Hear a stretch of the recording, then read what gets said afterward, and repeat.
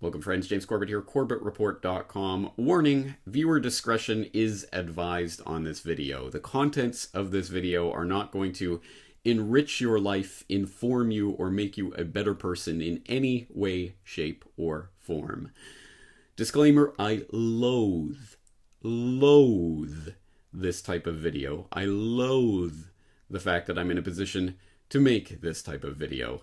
What am I talking about? I'm talking about stupid, petty, nonsensical, egotistical, Twitter beef-driven infighting and backstabbing and nonsense that distracts us from the real mission of actually learning something about our world and learning what we can do about it. This will provide none of that. So if you, like me, finds nothing of interest or relevance in these types of videos, I will just put in the corner of the screen up here the timestamp to where I talk about something that's actually maybe something of a silver lining in this ridiculous and unnecessary dark cloud. Because there is some sort of hopeful message that I'm going to try to extract from this. But anyway, having said that, I am in the midst of a situation where there has been drama created, and I am in a position where I have to talk about it, so here we go. Alright, so for those of you who have decided to follow me into the heart of this Twitter beef nonsense, we will go back to the start on January 30th, where Twitter user Cucullin tweeted Patrick Henningsen, "Patrick, I see you're still retweeting Greenwald," i.e. Glenn Greenwald. "Have you missed Whitney Webb's multi-part exposure of the internet psyop?" So for those who don't know, Whitney Webb recently did a report with Sibel Edmonds at Mint Press News talking about the Greenwald intercept psyop and the untrustworthy nature of the intercept. So when Cucullin saw Patrick Henningsen retweeting Greenwald, this brought this up, and of course he tagged Sibel Edmonds in the tweet. So Sibel replied to the tweet to say, "21st Century Wire is one of the top junk news site. I wouldn't bother with them, Cucullin. Just check out their so-called journalists, winky face." That's pretty bold. One of the top junk news sites. That is a bizarre and bold claim to just drop there for the first time in a tweet like that. Because as I'm sure most of my audience is probably familiar with 21stcenturywire.com. If not, please do go check them out. They cover a broad range of geopolitical issues and in some degree of detail as well. And of course, they also have the Sunday Wire podcast, which I'm a subscriber to, listen to on a weekly basis. I certainly don't agree with everything they ever say or publish, but I don't agree with everything that any site says and publishes.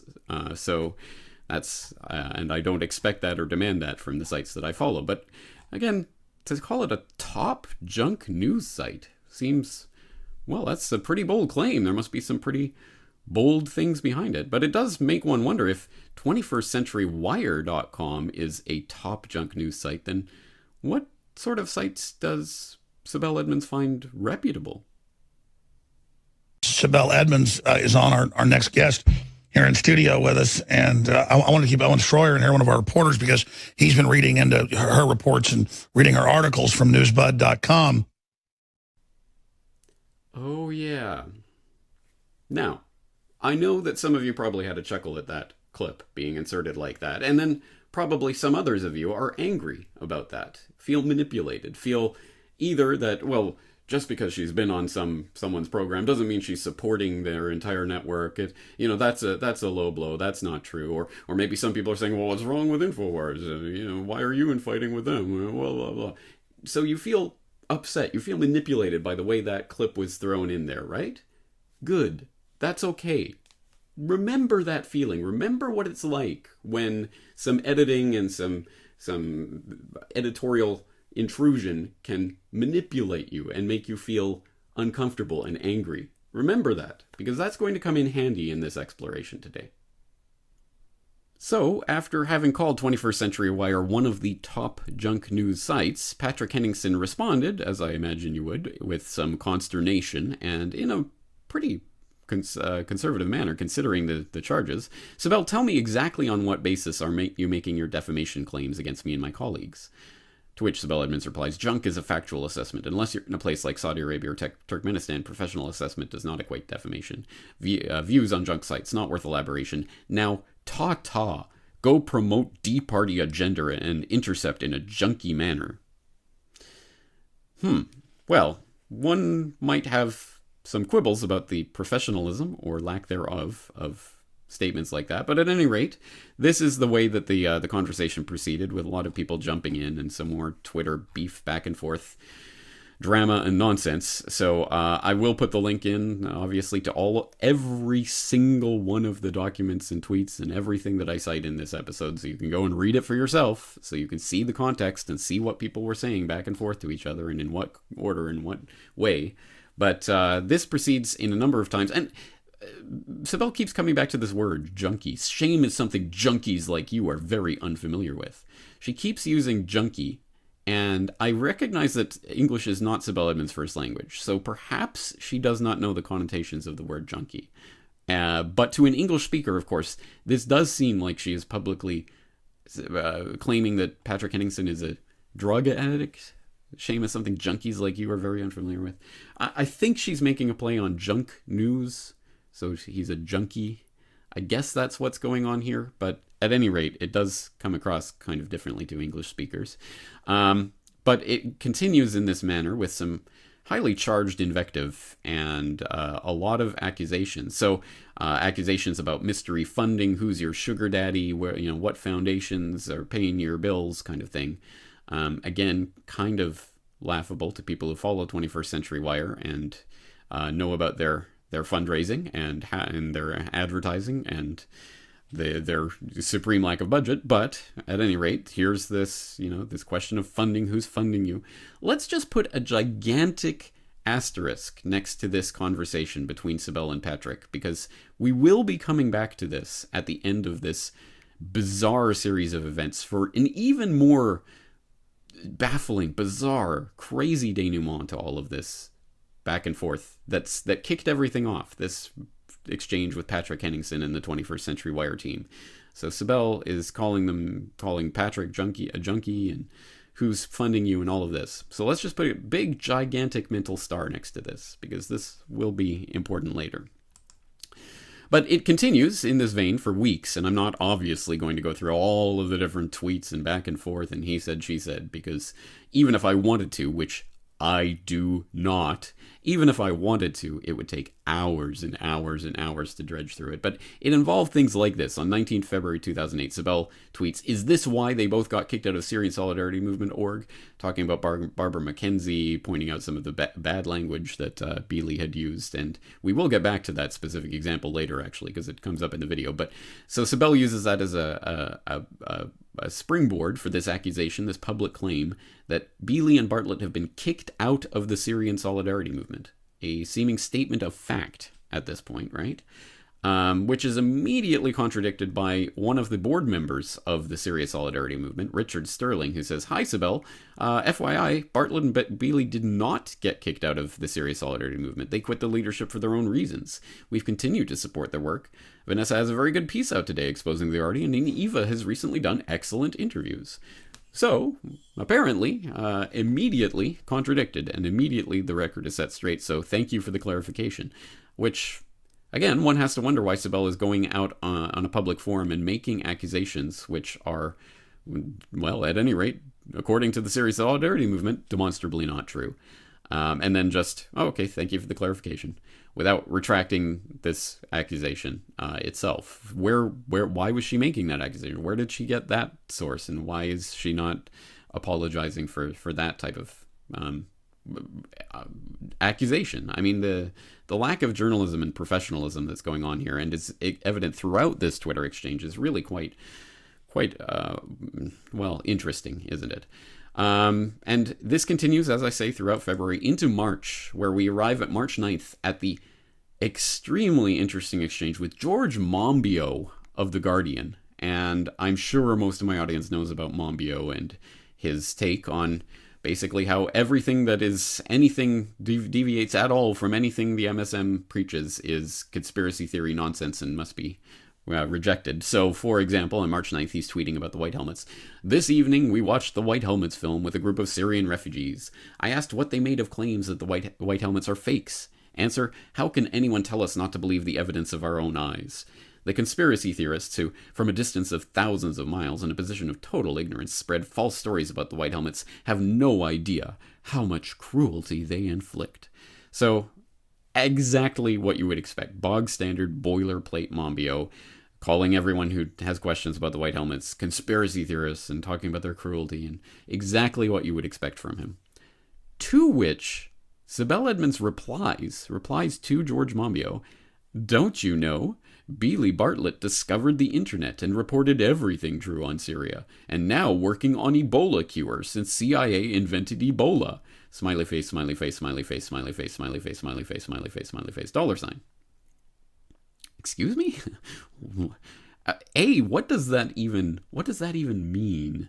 And B, what on earth is this? Replying to George Monbiot, talking about Beely and Bartlett, who he obviously wasn't mentioning by name, discovering the internet, reporting everything true on Syria, and working on Ebola cure.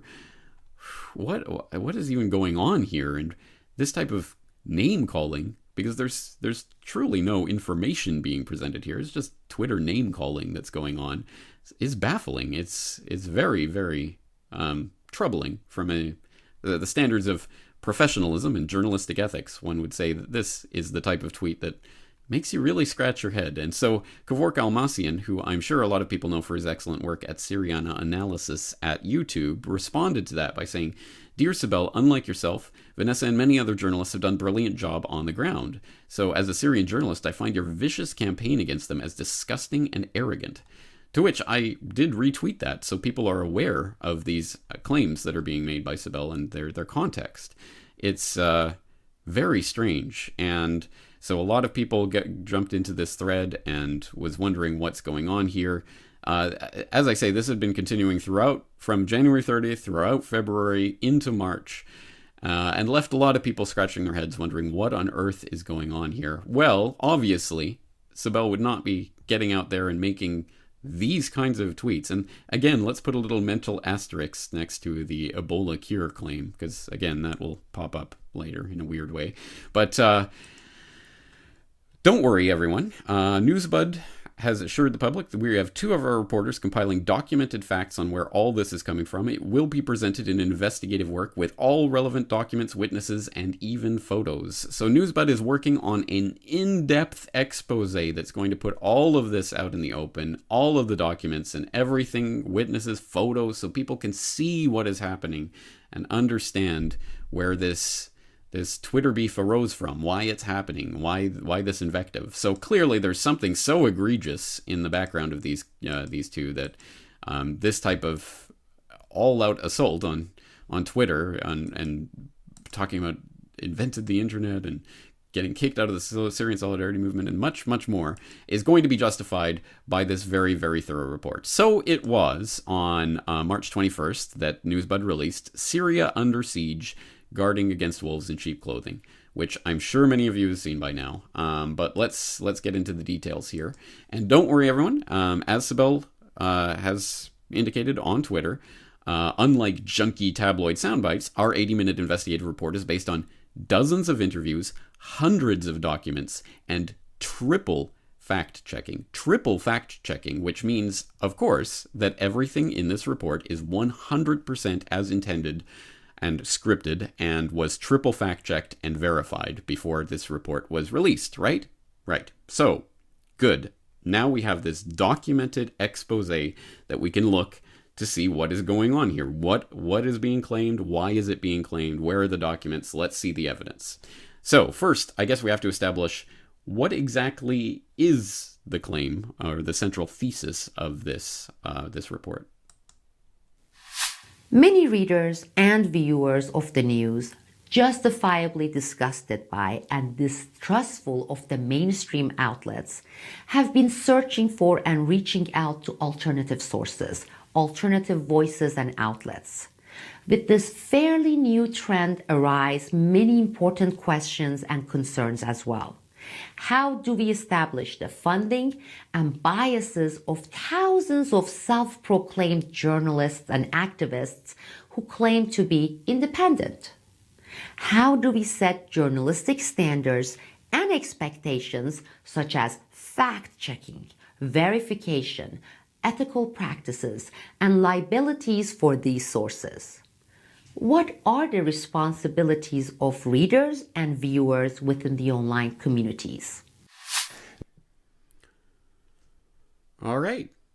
Good questions. There are some good questions there, and some interesting points raised about being in the social media space and what does this mean, and fact-checking and verification, and what's the reader's responsibility. All right, some very interesting ideas that are going to be confronted in this report. So let's get into the nitty-gritty details. And we start off with the attention being turned to Eva Bartlett and Vanessa Beeley, who I'm sure viewers of the Corbett Report will know from previous interviews on the Corbett Report.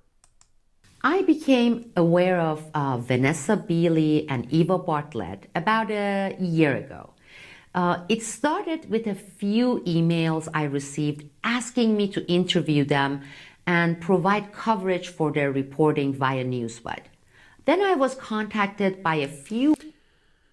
All right, so first of all, just let's back up for a second. So the claim, of course, is that she was contacted. She first became aware about a year ago and was contacted by them for interviews. They wanted to be interviewed, basically asking for Newsbud to cover their reporting. And so she, as Sibel goes on to say, went to vet these people and find out whether or not they should be on the program, whether they want to promote their work. Okay, so that's one version of events, and the document to back that up that's provided in this particular segment is a screenshot of an email that is dated October 27th, 2017, and it's from Eva to Spiro. Hi, Spiro, Sibel. I'm now back in Ontario, where I'll be based for the next half year or so. We do be interested in that discussion about Syria. So clearly referencing some previous conversations about discussing Syria. So this, obviously, October 2017 isn't the first time that they've corresponded. So what is the first time that they corresponded? Is there previous examples of this? Well, one that is publicly available is this part of a tweet. It's from December 31st of 2016. Dear Eva, please accept our apologies for not having your link posted. So referring to a report that Kurt Nimmo posted up, the Real Syria story, that Kurt Nimmo posted up that didn't have this a link to an Eva Bartlett piece, and so Eva was in touch with them, and they write back, and Sibel continues this email. I want to congratulate you for your professionalism and integrity in reporting. We at Newsbud would love to have you on our team and or feature you and your analyses in our videos. So, evidently, this did not all start, as Sibel Edmonds claims it did not all start with Eva asking them to cover her work or to be interviewed with them. Now, surely there must be correspondence previous to this one, so who knows what was said before this point. But at any rate, here we have Sibel congratulating Eva for her professionalism and integrity and offering to have her join the Newsbud team. All right. Well, interesting. So that part of what has been said does not seem to correspond, right? At any rate, there is conflicting accounts going on here. So, having said that, let's move on.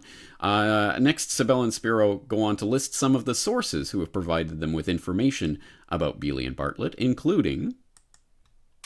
I spoke at length with Paul Larudi, one of the board members of the Syrian Solidarity Movement in the United States, whom I had met in the past and whose work I respect.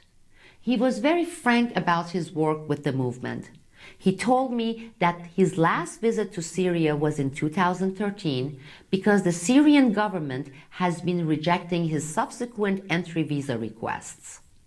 During this conversation, he was very candid about Beeley and Bartlett's lack of qualifications as either journalists or analysts, their lack of in-depth knowledge when it comes to the Middle East and Syria, absence of educations or any knowledge in geopolitics and journalism, and the absence of quality fact-checking and verification in their work.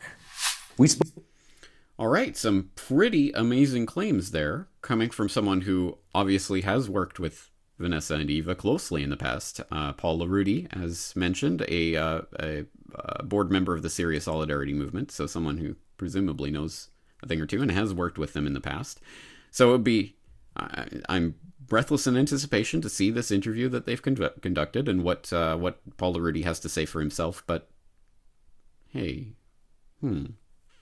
hold on. So this is a 75-minute video, and Paul LaRudy is mentioned again in this video and what he's told Newsbud, but they don't actually play any clip of him talking.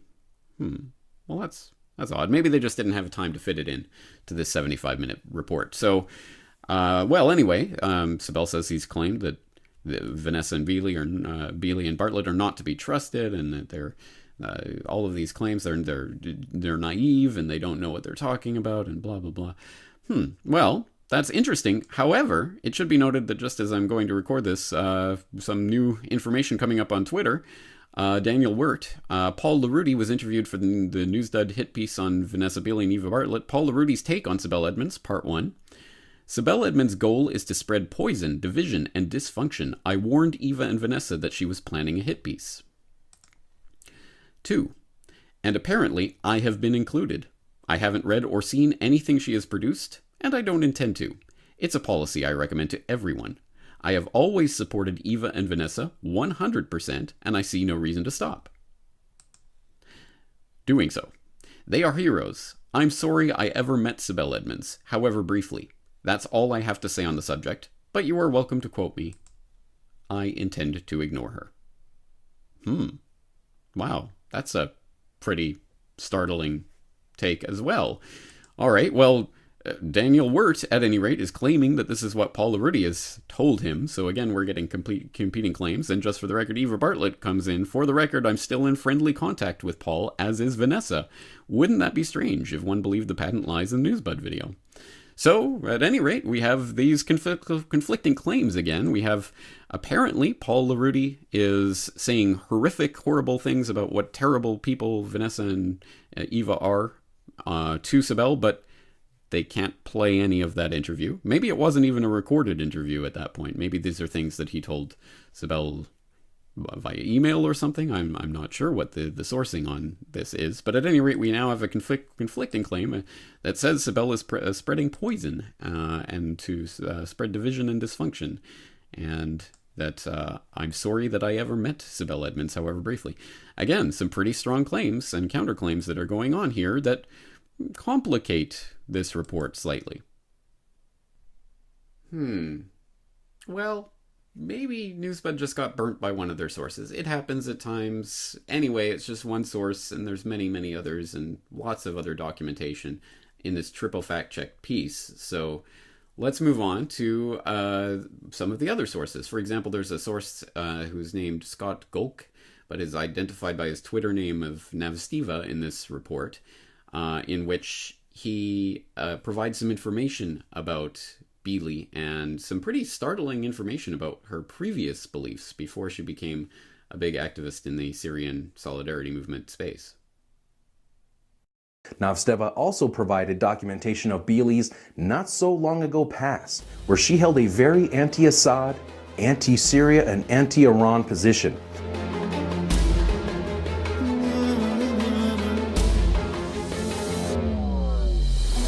Promoting the CIA-manufactured Arab Spring.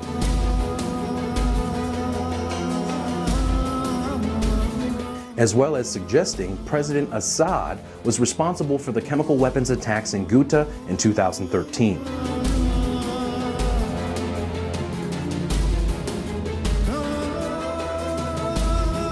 Even accusing the Syrian government of torture while promoting the U.S. war on terror that was seeking regime change in Syria.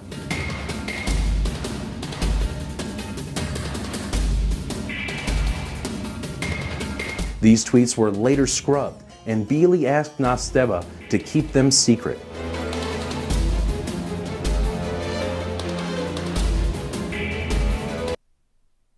All right, some pretty startling stuff. Again, this is pretty blockbuster information. Vanessa Beeley promoting the ousting of Assad back in 2014 and being anti-Iran and basically the opposite of everything that she says today, and, well, all backed up with some funky Arabic dubstep to go with it.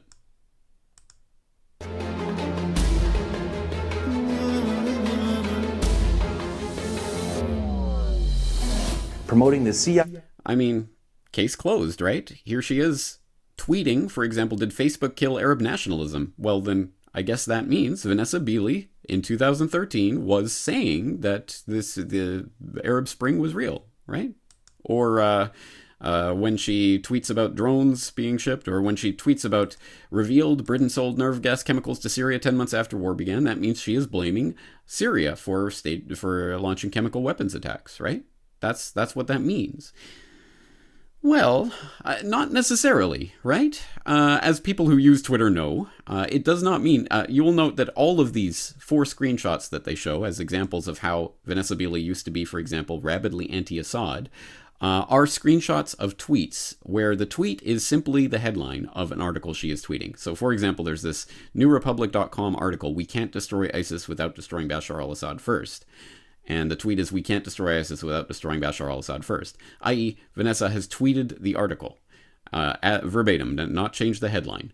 So what does that tell us? Does that mean, as we are being asked to believe, that means Vanessa Beeley was rabidly anti-Assad at the time? Can we conclude that from this screenshot of a tweet?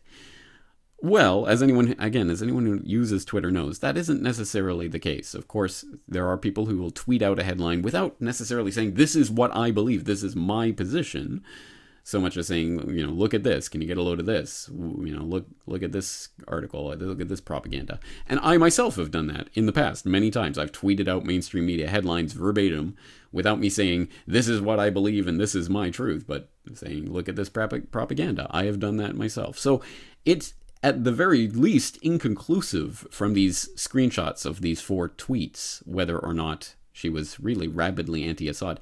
If only there was some way to find the context of these tweets and find out, well, was she tweeting other rabidly anti-Assad things at the time? Can we put this into some sort of context that makes sense? Well, unfortunately, as Newsbud tells us in this triple fact-check video, all of these tweets have been scrubbed, so I guess we'll never know. We just, it's just a big question. Oh, wait, hold on. Actually, these tweets haven't been scrubbed. You can go to Twitter and you can find Vanessa Beeley's tweets from the year 2014, and you can go through them and take a look at the context of what she was doing at the time. The first thing you'll note is she's almost exclusively just tweeting headlines, just verbatim, and from a lot of different sources, including some very non-mainstream, conspiracy, whatever you want to call them, sources, Information Clearinghouse and others, and a lot of Al-Akbar and Creative Syria, Naharnet, I mean, all over the place, lots of different tweets from lots of different sources. So can we find the actual infamous Assad tweet that we've just seen? Well, we do have this tweet from September 2014, "Why Syrians support Bashar al-Assad."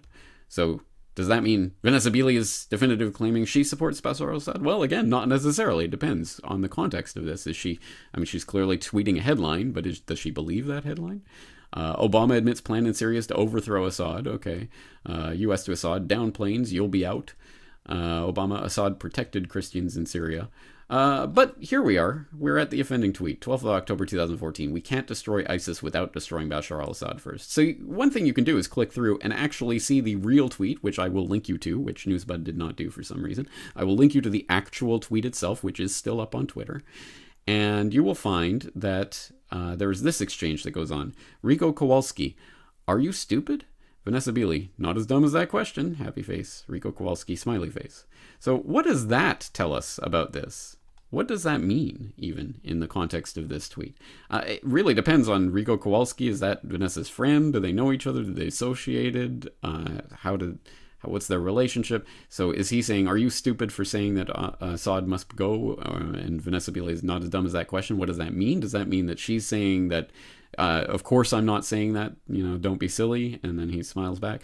I don't know exactly what that means, but there's lots of different interpretations of that. But certainly it isn't necessarily the case that she is rabidly anti-Assad as is being portrayed here, right? I mean, let's see, is there anything else that we can find from this Twitter timeline that would give us some context to that statement? And as a matter of fact, there is. You can go to the 17th of September 2014, so 1 month before that screenshot of that tweet that we're supposedly means that she was against Assad. We can go to 1 month before that point, and we can find this post. I dithered over posting this as I'll probably lose friends over it, but enough.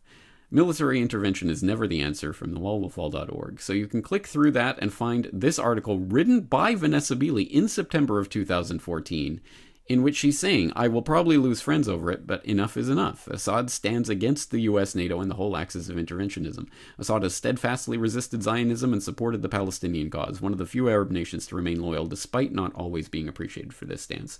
I speak regularly to people on the ground in Syria and those who visited, particularly to observe the June elections, and I got a very different picture of Assad to the one portrayed mercilessly in the Western media. I will never sanctify any world leader, but for me, Assad is the legitimately elected leader of his Syrian people. He has the support of the Syrian Arab army and the majority of his people. So exactly the same thing that Vanessa Beeley is saying in 2018, she was saying in 2014, at the exact time that we're being asked to believe that she was rabidly anti-Assad, at least on the basis of these tweeted screenshots. Now, I don't know, maybe there was some past before this in 2013 or 12 or 11 where she was viciously anti-Assad and foaming at the mouth to get Assad out of there and had some sort of complete turnaround on the subject. But if so, certainly that evidence was not presented in this triple fact-checked expose, which, by the way, incorrectly states that these tweets were scrubbed. And to be fair, they do. At the very bottom of the show notes, you click in, you go all the way down through the support Newsbud and join the community and the store and the video on demand and the website and Twitter and Facebook and down to the additional notes, down through the notes, down to the correction. At the very bottom, some of the anti-Assad comments posted by Vanessa Beeley on Twitter are still available. Not all were scrubbed. Although for some reason, Newsbud is not telling you which ones were not scrubbed and they're not linking you to those tweets. Well, I am linking you to those tweets, so of course that will be in the show notes for this, again, with all the other documentation we're going through today, and including this essay penned by Vanessa Beeley back in 2014 showing that she was not anti-Assad at that time and did not believe that Assad must go. So she was clearly tweeting a headline that she did not believe at the time. So anyway, there you go. That's that part, which is interesting. So what else is in this triple fact-check documentary? Well, they have one of the members of some the Beeley statements about Tim Anderson, for example, being a convicted terrorist and imprisoned, and he allegedly, as they say, gave out the order to carry out the Sydney Hilton hotel bombing, and he was mysteriously pardoned 6 years later. Well, not so mysterious. There is a story to it. So I'll put this in there for people to read through some of the context of this and the police officer who lied 50 times, according to the judicial inquiry that eventually overturned that conviction. And I mean, there's much more to the story. It's just kind of a throwaway line. Oh, then look, they're associated with this terrorist. I mean, there's a lot more to that, and you don't really get the flavor of that from this. They also go on to talk about the Grand Mufti of Syria, who, well, as they point out in this hard-hitting triple fact-checked expose, top Syria cleric threatens attacks on U.S. Look, here's the Syria's Grand Mufti, Hassoun, who has threatened the attacks on the U.S., suicide bombers, and all of this. And this guy's clearly a terrorist kingpin mastermind, right? Except, hold on a second. Wait, where? CBS. Wow, CBS News, a AP story, October 11th, 2011. Well, maybe, I don't know. I've seen once or twice in the mainstream media that they say that this person said that, and oh look, he's threatening this and he's doing that. But sometimes these mainstream media reports are unreliable. I know this will come as a shock. It will come as a shock to you, but sometimes it happens that maybe they're not telling the truth. So as they note actually in these show notes here, again, if you go through to the very bottom, you'll note in the additional notes section, the quote from Ahmed Badreddin Hassoun, the Syrian Grand Mufti, was obtained from U.S. mainstream media outlet CBS. For another, more objective perspective, see blah, blah, blah. And then they link to an independent article, again, mainstream news, but I guess it's UK mainstream, so it's okay. But they link to an independent article talking about how Hassoun pardoned the killers of his children. So, not exactly the terrorist mastermind that they're painting him out to be. But look, here's a picture of him with Vanessa Beeley. So she's a terrorist because he's a terrorist because CBS said so, or something like that. Again, triple fact checked, everyone. Actually, the funny part is, well, not really funny, but you know what I mean. It didn't actually come from CBS. It didn't even come from AP. The translation of this speech that supposedly was Mufti saying, we're going to kill you all, actually came from Memory.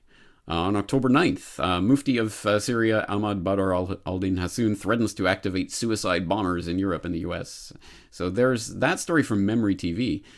Who is Memory anyway? Well, I'll throw in a link to SourceWatch, Middle East Media Research Institute, an Israeli propaganda organization that selectively translates materials from the Arab Muslim Iranian press purportedly demonstrating hostility against Israel and Jews.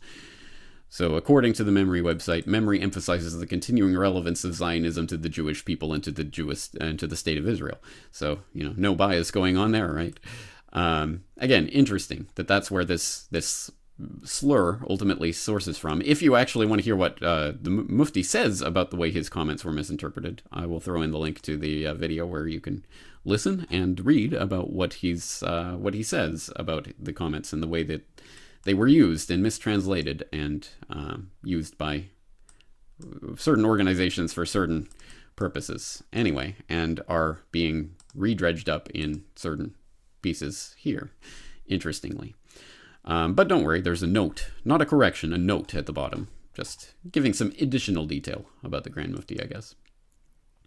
Okay, well, how about this? This seems to be one of the really central things that comes out in this documentary. And from the responses I've seen from many people, this is something that really sticks out for people. Have you ever seen such an ugly, profanity-ridden, and highly violence-filled post by anyone who claims to be a journalist, whether alternative media or mainstream media? We as Newsbud have never seen such level of profanity and violence by anyone who claims to be a journalist. All right. Again, some pretty shocking things that are being shown to us here. So again, let's take a look at some of this. All right, this one is interesting. We'll come back to that in a second. But let's look at, so this is Eva Bartlett, and this is said that this is a post. That's the word that Sibel uses during that narration. Of course, this is not a post. This is a direct message, i.e. a private message that was not posted by Eva Bartlett for the world to see. So just a little correction there. But let's look at some of these Vanessa Beeley tweets, for example, that just in case it's not effing simple enough for you to grasp, here's what started your demand for specifics, perhaps, blah, blah, blah. So she used the 7-letter word. I won't say it because I guess that would invalidate all the journalism I've ever done. But she uses a 7-letter word here in a tweet. Just despicable. Have you ever seen such profanity? Well, actually, I have. But at any rate, not taking the the rhetorical question too seriously. Anyway, so there's this profanity Such here level of profanity. that's clearly part of some grander pattern, although these are the shots that we see. So there's 2 screenshots of Vanessa Beeley's profanity coming from Twitter using this F word. But again, remember that these screenshots are being cropped, right? They're not showing you the whole screenshot. They're just showing you one little bit of it. And these screenshots are allegedly showing us, for example, Vanessa Beeley clearly using the word effing here. But you notice this is part of a thread, that there's responses and there's back and forth. This is a reply to Chris York and Neotip Pro, and this is all we're seeing. This has been cropped, so all we're seeing is this part of the conversation. And remember, Newsbud said that some of these tweets had been scrubbed, but actually they hadn't. I wonder if these tweets still exist. And I also wonder, just out of curiosity, how come in all of the tweets from Vanessa Beeley that they show 2 different tweets where she has the F word in quotation marks? Why is that in quotation marks? I mean, she's using this horrible profanity. Have you ever seen anything like it in your life? Heavens to Murgatroyd, clutch your pearls. But she's using it in quotation marks. That's kind of odd, isn't it? Well, let's see. Is there context to this? Well, you can. You can go and dig up those tweets. And you can find that this is part of a conversation that was going on at the time and blah, blah, blah, back and forth. But here's Chris York. Specific, that's a keyword here, as in the specific sources Vanessa has used, which I can't just Google.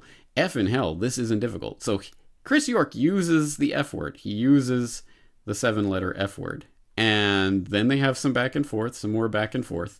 And that's where we get this tweet that they feature in this video elsewhere. They featured this tweet: read my effing articles and stop asking for the obvious. Again, effing is in quotation marks. So Vanessa Beeley is literally quoting Chris York here. Literally quoting him, because he used that word. He used it first. So she is clearly mocking his unprofessionalism by putting it back in his face and putting it in quotation marks to make it absolutely clear that that's what she's doing. But for some reason, Newsbud didn't want to show you that. No, they just want to show you the tweet where she uses the F word. They don't. So I wonder, I guess Newsbud just made a mistake, or maybe they just, again, were just fed screenshots by their sources and just put them on screen without vetting them or looking for them in any way, shape, or form, doing basic journalistic ethical standards and practices. So maybe they've been duped and they didn't realize that Vanessa Beeley was just quoting Chris York. And now we can have a big campaign against Chris York for using the F word, right? Because as we all know, journalists who use the F word, including in this context where it is clearly, once again, in quotation marks, she is talking about Chris York here. They want you to believe that she's just throwing around the F word like it's pancake syrup. But actually, no, she is using it specifically to mock Chris York, who used that word first. Again, context is important, is it not? That's why you need the links to the actual sources of these things when they exist, so that you can go and check these things for yourself, because there is always context to it. But, I mean, fair enough, right? I mean, we can all agree that any journalist that would ever use the F word or a 4-letter word or any bad language is just, can you imagine the level of profanity? It's, think of the children, it's, oh, wait. Oh dear. Oh no. Oh, this is embarrassing. I think I see some dirty words in here, in Sibel's timeline. Wow, this changes everything, doesn't it? Okay, enough sarcasm. I think you get my point. But to be very clear, I do not care about the use of these 4-letter words. I certainly think it can detract from messages, and if it's used willy-nilly and inappropriately and stupidly at all times and in any context, it could certainly detract from what you're saying. But I think, as Sibel Edmonds agrees, sometimes, contextually, it's appropriate. It doesn't matter. You can throw out a 4-letter word, and it doesn't mean you're a profane, horrible person. Which is, again, maybe there's some horrible, vile things that they can't even print, they can't even show you in this video, but that's the point. They're saying, trust us, it's much worse than this stuff that we can show you that is a demonstrable misrepresentation of the context. So can you see how editing and showing certain things, cropping certain things in certain ways, putting things in a context with dramatic music, do you see how that kind of manipulative editing can make someone believe something that is not actually the case? Have you ever seen such an ugly, profanity-ridden, and highly violence-filled post by anyone who claims to be a journalist?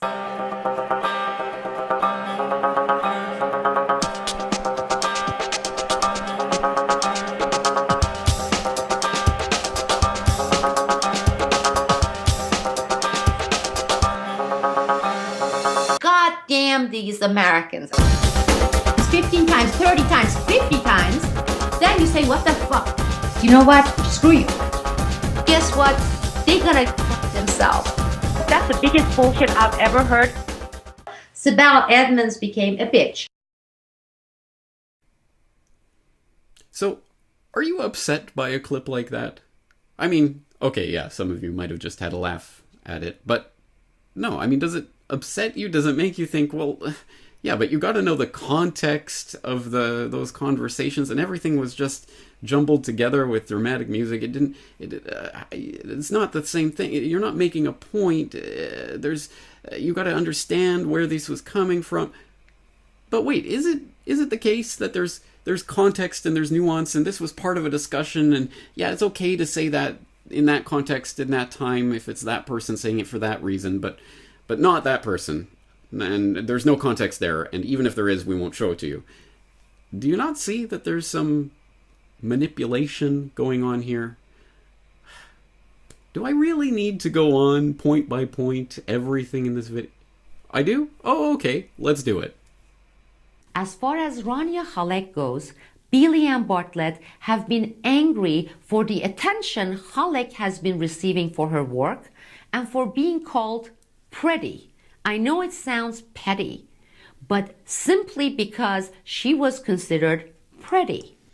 I can't imagine that Newsbud thought you literally would not read the screen while listening to this, but apparently they did, because obviously this, if you actually read through, has nothing to do with Rania Halek being pretty. But then again, this is only, again, a cropped part of a larger conversation, so who can really know? And this is not a Twitter post, not a Facebook post, not some sort of post that she left on a public forum or in a comment section for the world to see. This was a direct message, i.e. a private message that she was sending with one person, i.e. Navstiva, the source that Newsbud was using for these screenshots, these cropped screenshots that show you just this little bit. First of all, it doesn't actually even indicate that they're talking about Halek in this conversation. And it doesn't even, you can't even necessarily tell that is Eva in this conversation, the way they've cropped it. But anyway, Eva did provide the larger context of this. And again, the larger context is itself cropped. So who can know what is said before and after, and, in what kind of conversation this comes. But at any rate, it's there. And when you actually look into the claim, it has, again, nothing to do with Rania Halek being pretty. It's about her denying the Syrian government, saying, I've seen the result of their bombings. I don't deny the Syrian government is killing people. I've seen the result of their bombings, blah, blah, blah. She's saying, no, you didn't see the results of their bombings. She's saying she's lying. She's very upset. She's talking to a friend or colleague or someone she thinks is a friend or colleague, and is very upset and is venting and says some things in private, in a private conversation with a friend, one-on-one, that was clearly not meant for broadcast to the world. So yes, she uses some inappropriate language, certainly. Everyone in the room who has never used inappropriate language or said something, I want to punch him in the face, who has never said that in a private conversation with someone, please raise your hand now. But again, don't expect that context to be in this video. Moving right along, we have this bizarre series of tweet screenshots to, of course, the dramatic music in the background.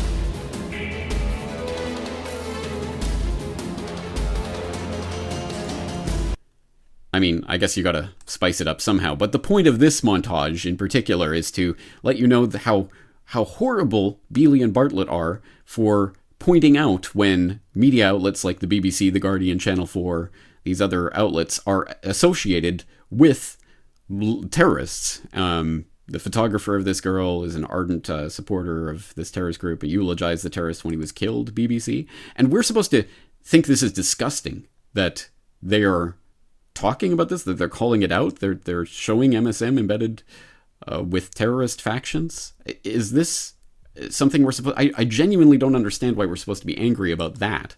At least from these tweets. Again, there's a vast gulf between what we are being told these two are doing, and they are doing this, and they are saying this, and the actual things that are provided to supposedly back that up. The gulf between those two things is pretty considerable in cases like these. So all we're getting is them talking about MSM support to terrorists. Yeah, well, I talked about the exact same thing a couple years ago. MSM Syria lies need to be exposed, talking about the literal child beheading terrorists that are palling around with the various photographers and journalists that Channel 4 and others are sending over there, and that ultimately take things like the Omron picture that gets blasted around the world as part of the propaganda campaign. I talked about this and I put it together a couple of years ago, and Sibel said at the time it was a powerful piece.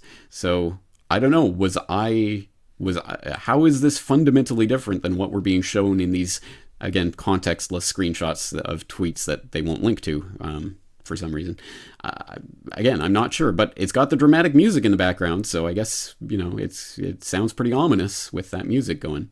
Then we get to this claim. It's said many times throughout this video that they are calling doctors terrorists. They're saying all doctors are terrorists. They're putting doctors' lives in danger because they're talking about doctors as terrorists. They're saying that doctors are terrorists. This is repeated over and over and over throughout the video.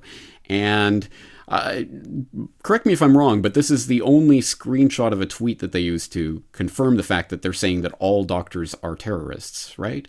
Vanessa Beeley tweeting in March of 2017, I'd love to know how many of these terrorists are doctors, seems the majority. Look, she's saying the majority of doctors are terrorists. But wait, these terrorists are doctors. These terrorists. She's again in a conversation with other people. This is a reply to another tweet, which we are not seeing. All we get to see are these words. So it's like hearing, one half of a sentence. You don't know what the other half was. So what terrorists in what in a video, in an article, is this referencing something specific? I mean, obviously it's referencing something specific. So there's some context to this remark that, again, we don't have. We don't know the context because it is not presented to us. So who knows? Is she saying that all doctors in Syria are terrorists? Or even the majority of doctors in Syria are terrorists? No, she is not. And how do we know that? We know that because that is a particularly interesting charge to try to level at people like Beeley and Bartlett. Because, for example, back in 2016, Eva Bartlett was writing about how Western corporate media was disappearing over 1.5 million Syrians and 4,000 doctors. The reason that she went to Aleppo in August of 2016 was to meet with the Aleppo Medical Association and actually talk about and bring attention to the fact that over 4,100 doctors and numerous functioning hospitals were up and running in Aleppo, despite what the media was reporting over and over and over. It became almost a gag. The last doctor in Aleppo, the last doctor in Aleppo, the last doctor in Aleppo stories were being told. And she was saying, no, there are many doctors here. Doctors, not terrorists, doctors. Because, of course, they're not saying every doctor in the country is a terrorist. Although you would get that impression from what is said in this video and backed up with this contextless screenshot of a tweet. Again, Vanessa Beeley also has done work on this. Aleppo doctor demolishes imperialist propaganda and media warmongering, where this is a translation of an interview with an actual Syrian doctor. So getting the doctor perspective. You can also get Aleppo doctor attacks Western media for bias, censorship, and lies. So this is work they've specifically done, highlighting the work of doctors in Syria.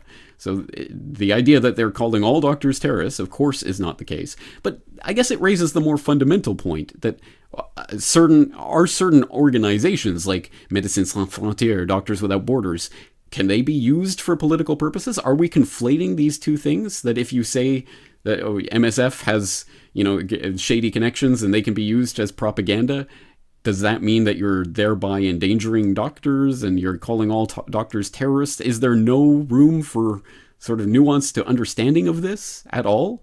Because if not, I guess, first of all, you have to throw out the UN ambassador to Syria, Mr. Jafari. Hospital. By the way, since you are fond of this story, the so-called hospital was installed without any prior consultation with the Syrian government by the so-called French network called Médecins Sans Frontières, which is a branch of the French intelligence operating in Syria. Well, so there you go. I mean, that's the official representative of Syria to the UN talking about how Médecins Sans Frontières is a branch of French intelligence. But maybe we can go one step further. Of course, one of the major sources in this expose is Barbara McKenzie, who is heavily featured throughout the video. Well, a couple of things to note. She did do a post commenting on Newsbud's expose and saying that, of course, this video is Newsbud's and not the one I would have made. Some of what Newsbud presented I disagree with, and some is a revelation. So I genuinely do. Of course, I'm linking this whole post, and I genuinely do. If you are interested in this, I say you should go and read through Barbara Mackenzie's post on this and all of the different points that she raises, because she raises some very interesting points. One of which, of course, again, is that Sibel had some interesting things to say about doctors working for MSF. However, the evidence that at the top level, the raison d'etre of MSF, like amnesty, is propaganda, and much of or all of what the MSF has written in Syria has been propaganda, was glossed over. It will be interesting to see how many doctors have actually been caring for civilians in Idlib, for example. So is Barbara Mackenzie calling all doctors terrorists? Do we have to stamp Barbara Mackenzie out of saying anything ever again because she's putting doctors in jeopardy by saying that the MSF doctors could be doing other things than doctoring? I don't know why. What's the distinction here? So Barbara Mackenzie can say this and it's okay, but if Bealey and Bartlett even so much as tweet something like this, that what's the context? Who knows? It means that they hate all doctors and must be stamped out. Again, double standards everywhere. And again, there are some very interesting things in here that Barbara Mackenzie talks about that I suggest that you go through and actually take a look at. Again, read it through and read the comments, because there are some very interesting comments and interaction in the comment section of this post as well. But anyway, more food for thought and more disagreements from the sources of this video with the actual conclusions of the video, which can happen. But hey, let's go one step further. Sibel Edmonds, you bet the psych that it takes to erect and operate black sites, recruiting doctors and psychologists to implement all psycho.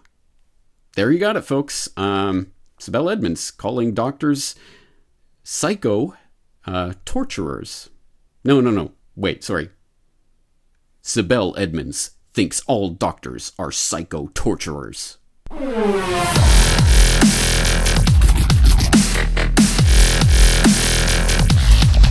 right, let's move right along.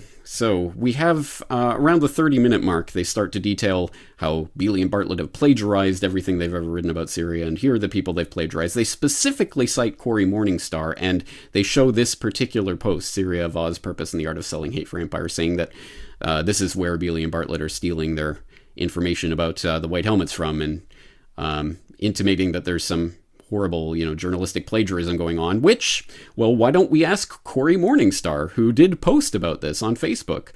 In the recent smear campaign against Bealey and Bartlett, the following has been stated, blah, blah, blah, blah, blah, plagiarism, da-da-da-da.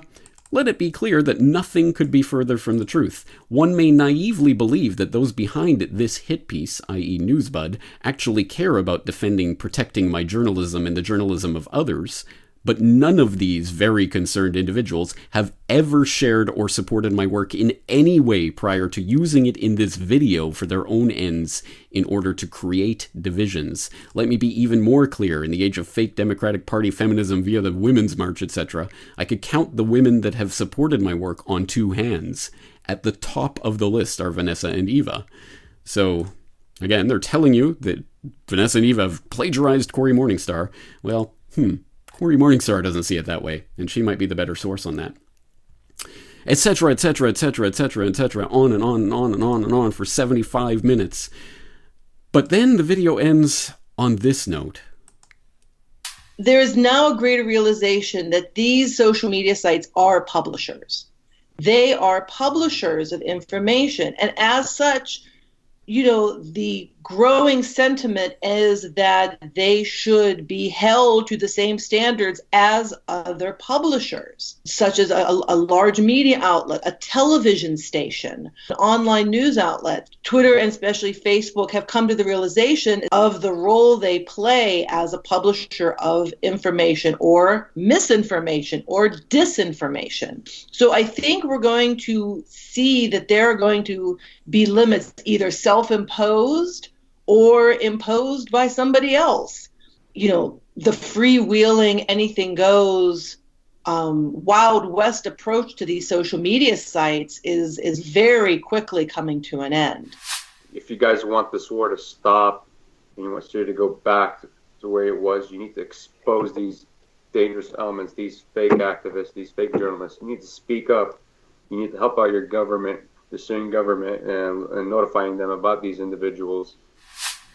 But we are asking you, the people, you, the community members, anybody who believes in and is committed to human decency, any of you who is against online violence, profanity, and terrorizing, to take it upon yourself, to make it your priority to stop this operation.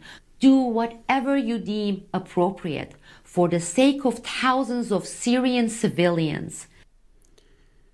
Do whatever you deem appropriate.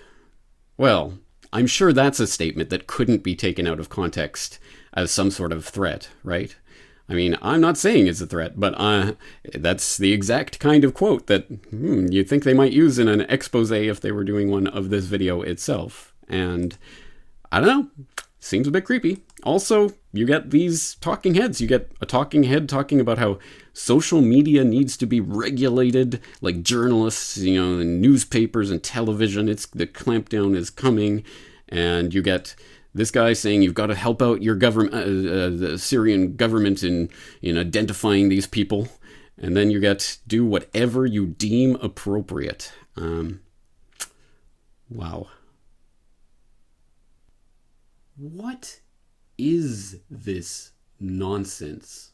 What is this twaddle that we have just waded through, at least partially? What is going on? I want to say that this is as bad as an MSM hit piece, but in some ways maybe it's worse. Because at least with an MSM hit piece, we know that Olivia Solon or whoever is just some tech writer in San Fran that got tapped by the corporate masters to go do a drive-by on some internet conspiracy theorists that are talking about the white helmets. And she gets the assignment, she goes, she pens some article, and it's like a fart in the wind. It's gone in seconds. But this is a concerted 75-minute in-depth hate piece that then ends with the launching of this campaign for ethical journalism and human decency, which so far has only been and only is a drive to get Bealey and Bartlett expunged from the internet. What the hell is this? It's bizarre. I mean, even if we were to take 100% everything that is being said about Bealey and Bartlett here in this 75-minute screed as gospel truth, and they are these people. They are the worst people in the world. They need to be expunged from the internet entirely and all traces of them removed to save the world from their reporting. Even if that were the case, this is amazing. It is amazing to me that Newsbud is launching an entire campaign based around this, rather than, I don't know, anything. John Bolton being appointed to the cabinet, or Asia Pacific and rising tensions, or whatever it is. I mean, there are so many vitally important things going on right now. Russia, World War III, nukes, Skripal, these things are going on, and we've all got to whirl around this particular flag. And all of this is crazy enough. Wait until you see it, because actually it gets even crazier if you are following the social media conversation that has taken place since this report was released. Okay, so for those who have been following this, well, for those who haven't been following this, for Sibel's tweets over the last several days, we have tweets like this one. Come on, Vanessa Bealey, answer it. Answer it now. We are all waiting. What did you two do with that $1.5 million? What? Rick, we're waiting. People are waiting. Please respond to valid questions. You see, with Bealey Bartlett, there is no reputation left for this $1.5 million US-based NGO claiming to be Syria Solidarity Movement, SSM. Syrians calling it Syria Sabotage Movement. Why? Also, why don't you, for the sake of transparency, let the public know what you and SSM did with $1.5 million you got for Syria? Where did all that money go? $1.5 million, Rick, retweeted by Sibel Edmonds. So no answer? Eva K. Bartlett, Vanessa Beeley, War Against Transparency. What did you do with $1.5 plus dollars? Where did it go? Why you yelling people you are poor and need their money? Okay. Well, what on earth is she talking about here? $1.5 million. What is going on? Well, to find out what is actually happening here, you have to go, as usual, to the conversation where people are pointing out if you would do a simple search instead of pretending you triple check everything, you would know that the answer was already published in 2016. And there's a link to this article also provided by Moon of Alabama, who I'm sure many of you know out there, and very important blog that does a lot of good research and information. Moon of Alabama saying, as a response to this, what did Eva Bartlett and Vanessa Beeley do with $1.545 million collected for SSM? Where's the money? Because Syrians did not get it. If Sibel Edmonds were a journalist or had some sense of ethics, she would have checked the source of her ludicrous claims. Even a cursory search immediately finds everything needed to debunk all her claims. And here's a link to that article. The article, The New Arab Attack Piece Against the Syria Solidarity Movement, restricted. Our response by Vanessa Beeley, 2016. So this is a long debunked claim that seems to be being dredged up again at the moment.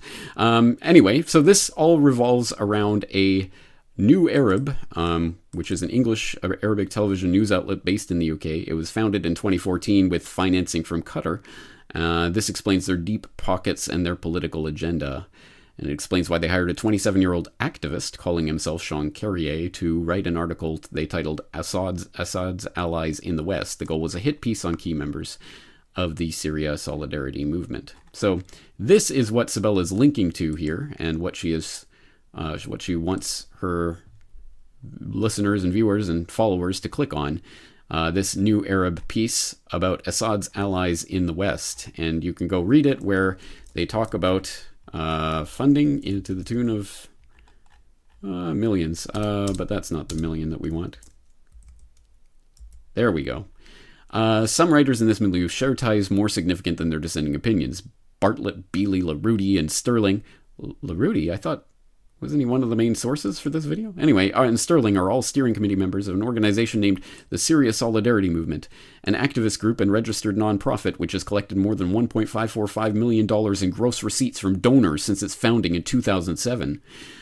Well, there you go. That's a pretty remarkable claim. Now, okay, we can talk about the source of this claim, the New Arab, and we can talk about the other things that are talked about in this piece, and the things that they're claiming.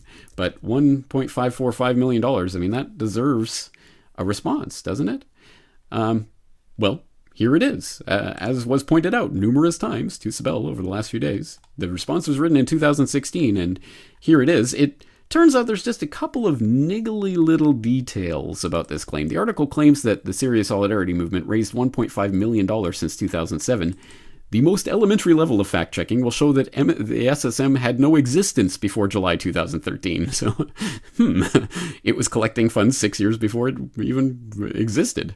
The author article knows full well that the $1.5 million refers to all the income of all the projects of the nonprofit organization that serves as our fiscal sponsor. It began its existence with Palestinian projects like the International Solidarity Movement and the Free Gaza Movement in 2007, and its total income since then has been $1.5 million, which, putting in perspective, $1.5 million over a decade is $150,000 a year, which might fund, I don't know, hopefully 5 or 6 people, but if they really make it stretch. But then, does that really all get to go to just funding journalists and people on the ground and whatever? Well, probably not. Anyway, just putting that number in perspective. And that's for the nonprofit organization that serves as a fiscal sponsor, which is an umbrella that includes International Solidarity Movement and the Free Gaza Movement. SSM is a tiny fraction of that. We work on a shoestring, with our most devoted members donating their time and money because our belief in the importance of international law, our opposition to the war of aggression against Syria, and our disgust with widespread propaganda and lies. So what is a tiny fraction? What does that mean? Maybe it's still a huge, maybe they got $1 million. As to our funding, in all our existence, we have collected around $50,000, approximately half as direct aid to Syrian refugees in Lebanon. SSM members are volunteers and usually pay for most of their travel and research expenses or do individual fundraising. The total budget for 2015 was less than $6,000 for website insurance services and some modest travel assistance. All right. So anyway, look, the point isn't to adjudicate this claim. The claim was $1.5 million, and it's a demonstrably false claim because it's talking about the 2007 number, which is a big clue that it's not to do with the Syria Solidarity Movement. It's to do with a different, bigger umbrella organization. So it is a debunked claim in that sense, at any rate. And again, this is the claim, this is the response that the SSM has collected around $50,000. Maybe that's a total lie. Maybe they collect billions behind the scenes from secret funders. I don't know. But that's the point. I don't know. I don't have any reason to believe it. I have been presented no evidence to believe that. It's just raise questions about the money and people will believe anything, right? So Sibel, who presumably knows about this response, but maybe she didn't. Maybe she really didn't know because she didn't check. But yes, the Syria Solidarity Movement has responded about this. They have talked about it. But here we go. It continues. War against... Where did it go? Why you yelling people you are poor and need their money?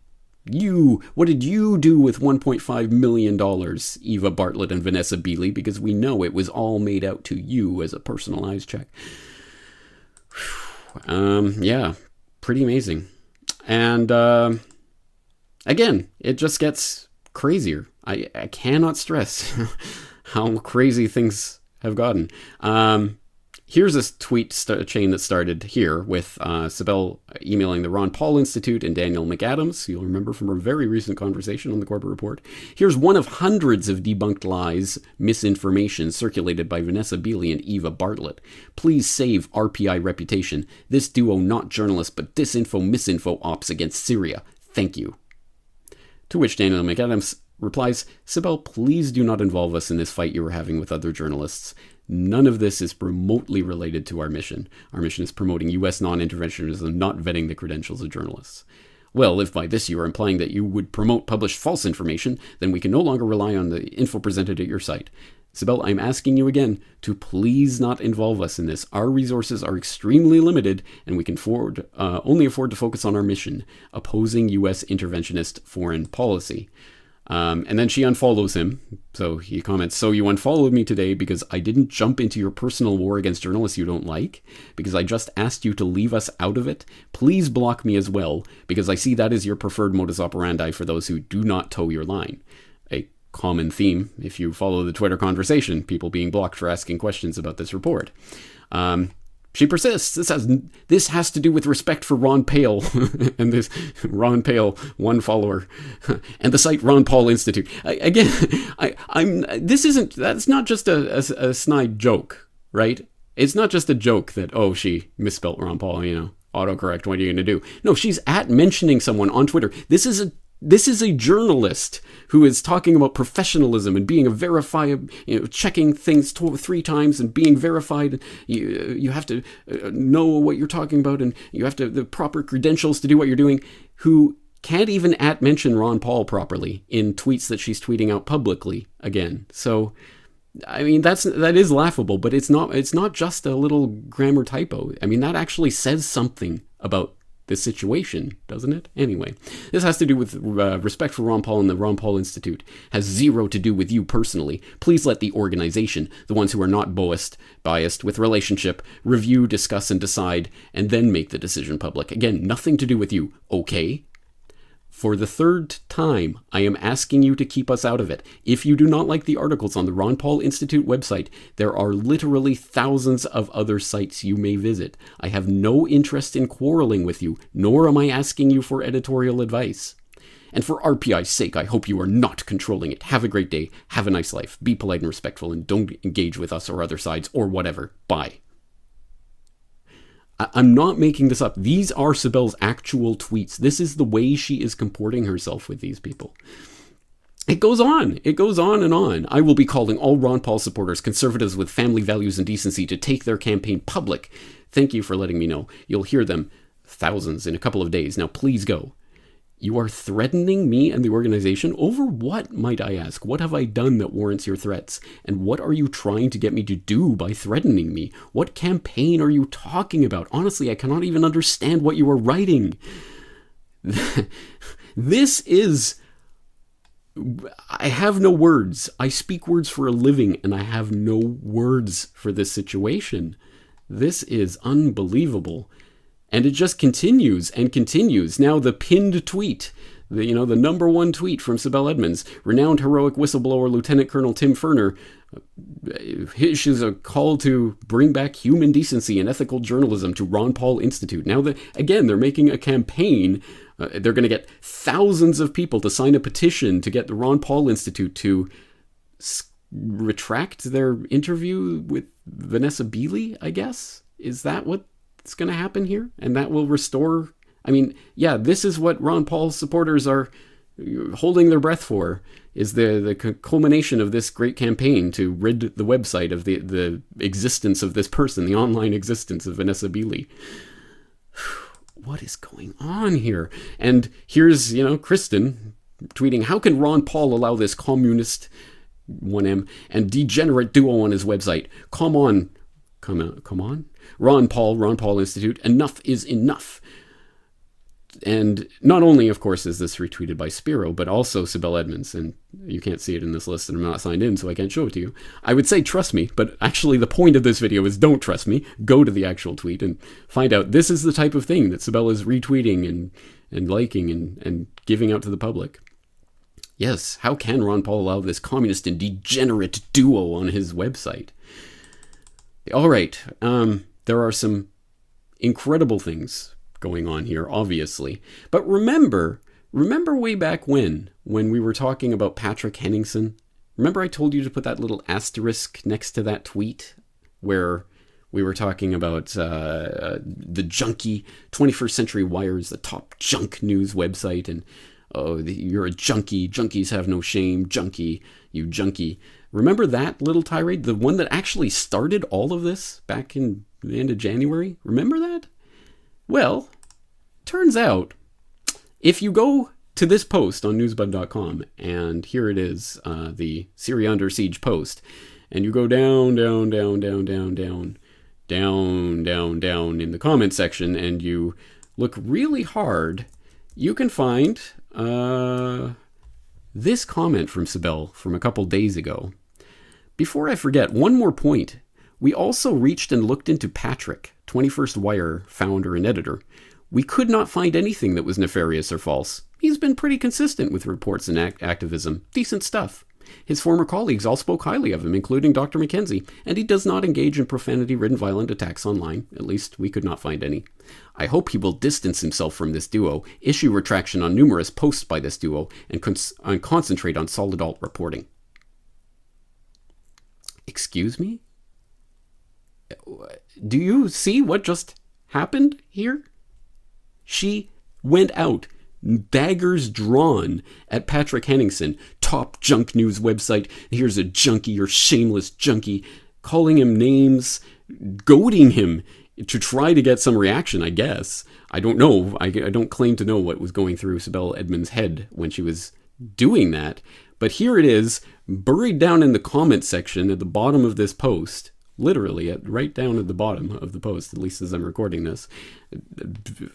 Dozens of comments deep.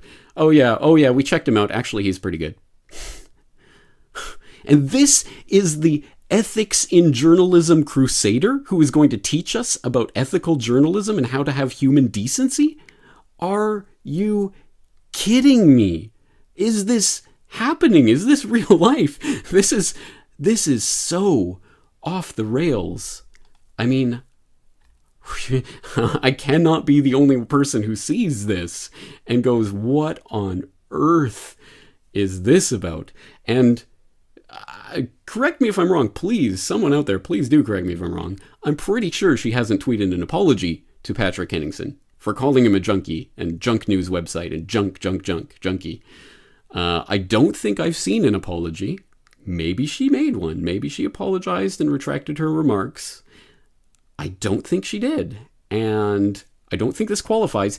And you'll note that even after she goes and calls him a junkie and insults him and says he's... And note very well the way she attacked him. Oh, who's your real funders? Where's your money coming from? Oh, actually, we checked him out and he's fine. And he's pretty consistent. He doesn't engage in profanity. There's, nothing nefarious. So she went out with an allegation, a very specific and very important allegation about secret mystery funding, and then apparently researched and looked into him and found out, actually, he's pretty good. So you see that she is admitting right here that she was making those attacks based on nothing, right?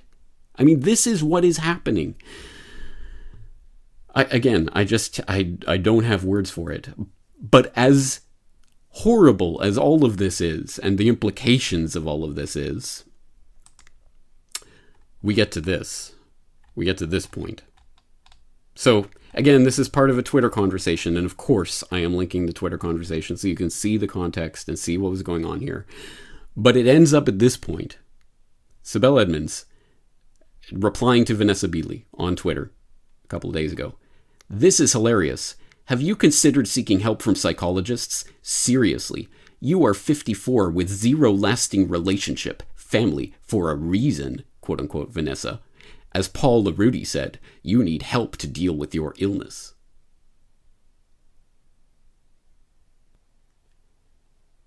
That is unbelievable. That is unacceptable, clearly. That is so far beyond the pale. That I haven't heard that kind of stuff since high school. No, probably junior high school. That is unbelievable that someone would take it to that kind of a personal level. And I don't know what to say. Oh, I have some things to say, but that kind of personal attack, bringing that up, is just, it's just disgusting. Especially from someone who is running a campaign about ethical journalism and human decency. Do you see what I see here about this campaign for ethical journalism and human decency? Do you see it? I mean, again, even if Beeley and Bartlett were the Antichrist and were just the worst people imaginable on the planet, do you fight that for your campaign for decency by that kind of stuff? Really? No, of course not. Of course not. And I don't know what to say to, anyway, that clearly is so far beyond the pale and over the line and ridiculous. I mean, all of this is ridiculous. There are so many things here that are just egregious and horrific and weird and unsupportable, but that is clearly over the line. And let me make it 100% crystal clear on the record for all to see. I have no association at this point now with Sibel Edmonds or Newsbud.com. I completely sever any perceived relationship that exists there. We've barely corresponded in the last year or two, but I absolutely sever any sort of relationship with Sibel Edmonds at this point. I want nothing to do with what she is saying right now. I have nothing to do with what she's saying, and people can stop emailing me asking me what she's thinking, because I don't know, and I'm not going to try to delve into that psyche at this point. It's at any rate, publicly on the record, I have nothing to do with Sibel Edmonds or Newsbud.com at this point. So, the other thing I should mention, of course, in the last several days, probably a week ago, so shortly after this report was released, I did receive an email from Sibel in which she was asking me if I had received funding from some Iranian in California to, and I'm not sure what the implication was, either to interview Vanessa and Eva or to attack Sibel by retweeting Kevork Almassian, that tweet we looked at earlier about what you're doing is vulgar and offensive. I retweeted so people would see what's happening there, and she took that as a personal attack, of course. So now she thinks I've personally attacked her by retweeting someone who disagreed with her. And she's asking if I've received funding from some Iranian in California to attack her or to promote Beeley and Bartlett. I'm not exactly sure what the implication is, but again, let me be absolutely 100% clear and on the record. No, Sibel, that name that you sent me does not appear anywhere in my PayPal or Patreon records. I do have thousands of subscribers at this point, so I don't know them all by name, and there very well could be an Iranian in California who's sending me $1 a month. I don't know, but that name does not, at any rate, appear anywhere in my PayPal or Patreon lists. And furthermore, does this need to be said? I hope it does not, but I will say it anyway, again, clearly and for the record. I have never, in the history of the website, and will never accept payment to interview. If you interview this person, I'll give you a donation. If you don't interview this person, if you talk about this, if you don't talk about this, I do not take money with strings attached for those purposes at all, ever. And I never would. I never have. So, no, I have not done that. And no, there is no mysterious funding. Now, I know you were just asking because I guess you have sources that might indicate that. Bad sources. They're giving you bum information. So steer away from that. If you can verify and vet sources. At any rate, no. Let me be very clear about that. I have not and would not ever accept payments. But again, we've seen how it's done with Patrick Henningsen and whoever else crosses swords or even just steps in the wrong way at the wrong moment will apparently be hit with this charge of mysterious funding. And often it's just enough to just smear and then run away and maybe secretly admit in a comment section somewhere, oh yeah, there was nothing. We looked into it afterwards, after I made the accusation, and we didn't find anything. So anyway, just to let you know, I'm sure at this point now I'll be next on the smear list, but at any rate, 100% on the record, clearly dissociate myself from all of this, and from Sibel and Newsbud. I have nothing to do with that anymore, and don't want to be associated with it in anyone's mind to the extent that that's possible. Also, Sibel, well, no, actually not Sibel. The funny thing is the only pressure that I have experienced, it isn't pressure, but the only outside intimidation tactics that I have felt at all in any of this is from the emails that Sibel's colleagues have sent me in the last few days telling me that I have to issue a retraction of my interviews with Vanessa and Eva or my White Helmets report. I'm not sure exactly what. And apologize to Sibel for publicly attacking her by retweeting someone who disagreed with her. Or I will lose my credibility. Because, yeah, that's is yours to give or take, right? And look, that's not really threat or intimidation. Really, it's just, I don't know. I guess they're trying to convince me that I have to go along with all of this. Well, anyway, no. But having said that, I do obviously now have to issue a clarification and an apology. The first apology will go to my listeners and my viewers, first of all, for having to slog through this. Again, as I say, I detest having to make this kind of nonsense distraction video, especially now, where as you can see, it's now 1:30 in the morning, and I'm recording this because I have to put this video out, when I'm working on a big project for next week, which is time sensitive, so it has to be out next week. I haven't worked on that for days now because I've been putting together this nonsense. So I'm a bit frustrated about that, as you can see. So first of all, I'm sorry for making you sit through all this, but more importantly, I apologize to those members of the audience to whom I introduced Sibel Edmonds.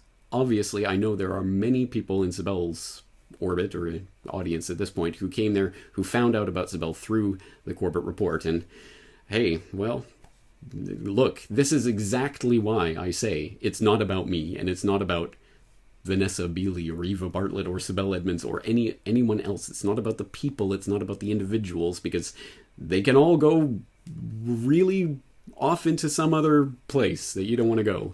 They can all go weird in some way or crazy or whatever happens, and who knows. And hey, you never know. 10 years down the line, you'll find out, haha, I was a secret agent all this time.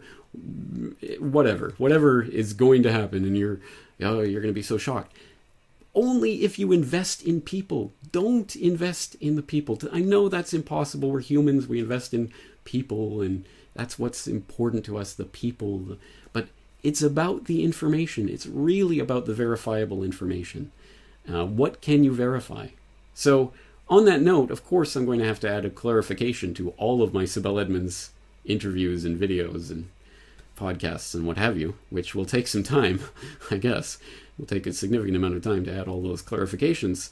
But it will be a clarification that obviously we can't take Sibel's word as a trustworthy, reliable source on, I suppose, anything at this point. Anything that cannot be independently verified as true has to be taken with a gigantic grain of salt, obviously, at this point. But, having said that, let's not throw babies out with bathwater. Things that can independently be verified as true obviously should not be thrown out, and other things don't have to be thrown out unnecessarily if we can fit them in and they make sense and we can, well, all right, until the point at which we go, well, then that doesn't make any sense. Again, critical thinking cap on at all times. Can I vet this information? Can I verify it? Are there other alternative ways of getting other perspectives on it? And again, we have to do that with every piece of information we receive from everyone. So fundamentally, it's no different than the information we receive from Sibel or from anyone else, from Vanessa, from Eva. As I said in my White Helmets report, we shouldn't accept uncritically and unquestioningly any claim about the White Helmets, either true, pro or con. We have to find and vet and identify and verify information to the extent that we can, and triangulate and do other things to see if we can hone in on something approaching the truth. So again, I will add that clarification, and bear with me, it might take some time to get all those clarifications up, but at any rate, that will have to be added. So, I think that covers it. I think that covers it. I think that's what I wanted to say. Except, this is a horrible, horrible place to leave everything. And let's leave it here. Let me be clear, I am not doing this to start some sort of campaign and now we have to go and talk about Newsbud all the time and there's going to be some war. Absolutely not. I absolutely distance myself. That nonsense is over there and I have nothing to do with it at this point. So I hope after the last decade, you will understand that I'm not the person who's going to get into these wars and fights and flame wars. I'm going to continue doing what I do. I am here to do precisely 3 things. That's research, make podcasts, and chew bubblegum. And I'm all out of bubblegum. So I'm going to continue researching and making podcasts. And that's what I do. And that's what I'm going to continue to do. So this is not the start of some big series and whatever that I'm going to start. I'm not getting into that for this. But having said all of this and having gone through all of this information, maybe there is something positive, something good, something hopeful, something different that we can take all of that out of all of this. And maybe we can thank this report for making it possible. No, I don't want to go that far. But at any rate, all of this has crystallized something in my mind, something that I knew at some level, but I haven't acted on yet. I haven't made it into reality yet. So I'm going to make it into reality. What on earth am I talking about? I'm talking about the question, why am I on Twitter?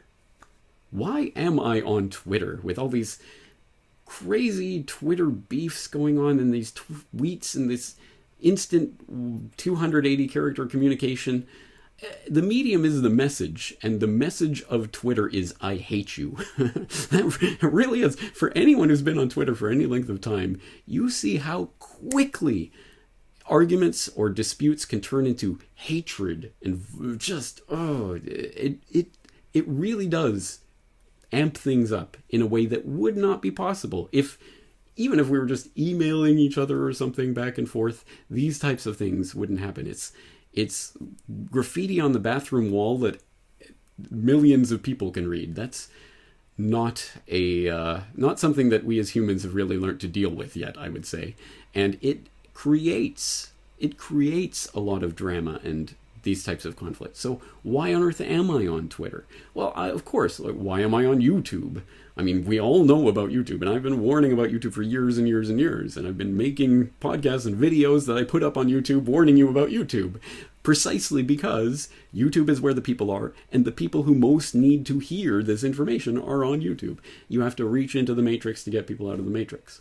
I'm not on Facebook. I made that decision a long time ago, and I don't know if you know it. Corbett Report is not on Facebook, but it's true. But Twitter. Why am I on Twitter? In fact, I didn't even get on Twitter until 2011. So I was kind of late to the game. It was getting popular in 2008 or whatever. So I felt late to the game with that. But I did get on because, again, it's a place to promote the work and get people to understand and see different things and hopefully reach people that I wouldn't be able to reach otherwise. But actually, even from that perspective, it's really not that helpful. I don't know if people who are on Twitter ever check their Twitter analytics, but if you do, the first thing you'll note is that they're misleading. They'll show you that, oh, this tweet got so many impressions, 10,000 impressions, and from a 10,000 impression tweet, you might get an engagement of 500 or so. But that makes you think, oh, 500 people clicked on that link and went to read the article or watch the video or whatever. Engagement means clicking anywhere on anything for the show more or to see comments or to like or to retweet or to click on the link. So any of those are engagement. So actually the number of people clicking on links is ridiculously small. That's the interesting thing. And something that, again, I've known this for a while. I've even talked to other people about it. Have you ever checked your Twitter analytics? Because I can check on my server how many hits do I get from Twitter. And from a tweet that gets 10,000 impressions or 20,000 impressions, I'll get maybe a dozen people actually clicking the link. A dozen. It's incredible, but it's true that you hardly get anyone on Twitter actually really following links and looking at what they're retweeting and commenting on, which I should know because, of course, I made a video about that recently. People don't read, they just retweet or rage tweet. Again, the message of Twitter is I hate you. So why am I on Twitter? I mean, I can't even justify it by saying that's where the people are. I got to promote. I could also say, well, it's good for breaking news and stuff. You get the real time. But no. I've found, even myself, I make podcasts like the weaponization of social media, but I've found even myself, I've become addicted. At any rate, it is something to do to pass the time. You got a couple minutes? Oh, I'll check my Twitter notifications. I'll see what's happening on my timeline. Why? Why am I continuing to go back to that place? And knowing all of the craziness that this enables and perpetuates, and the fact that it has been designed to make people addicted? No more. No more. Not for me. So, I am deleting my Twitter account. Bye-bye, Twitter. Sorry for all to the tweeters out there who might miss my sterling contributions to the Twitterverse, but I'm sure you will survive without me. Hey, why not? Maybe you can even join me by exiting Twitter. Delete Twitter. Let's get that trending hashtag going on Twitter. That would be funny. But at any rate, I'm out. I don't want anything to do with Twitter drama and this nonsense ever again, to the extent that's possible, which this stuff happens once a decade or so. So anyway, that is I think the good thing that's coming out of this. I'm off Twitter. I don't want anything to do with it. Twitter is a waste of mind time and is an addictive nonsense social engineering platform that of course they're scraping the data from. We know that from what I reported in Weaponization of Social Media. They're creating entire databases of who you follow and what you tweet and what you don't tweet, and then they try to figure out, why are these people tweeting this? And you're lab rats. Exactly as people are suddenly discovering Facebook is using our information and selling it to companies, and people are using this. Yeah, hello. Welcome to the last 10 years of everything I've been saying on my site. Yes, this is what's happening. Same thing with Twitter. I mean, maybe that'll be the big scandal a year from now. Well, get ahead of the crowd and delete Twitter. That's what I'm doing. And anyway, I think that'll be the positive thing that we can take out of this entire kerfuffle. So, that's going to do it for this week. And as I say, I have a genuinely important, and in some sense exciting project that I'm working on for next week. Exciting because it's truly important, and I'm truly excited to get this information out to people. But it's time sensitive, so I have to get it out on a certain date. So I guess sleep is gone for the next few days, but I will get it out. And when I do, I hope you will spread it to the best of your ability. If you're on Twitter, give my regards to Twitter and spread it out to the Twitterverse. But maybe think about deleting Twitter afterwards. That's going to do it for this very special edition of the Corbett Report. I am your host, James Corbett, corbettreport.com. Looking forward to talking to you again very shortly.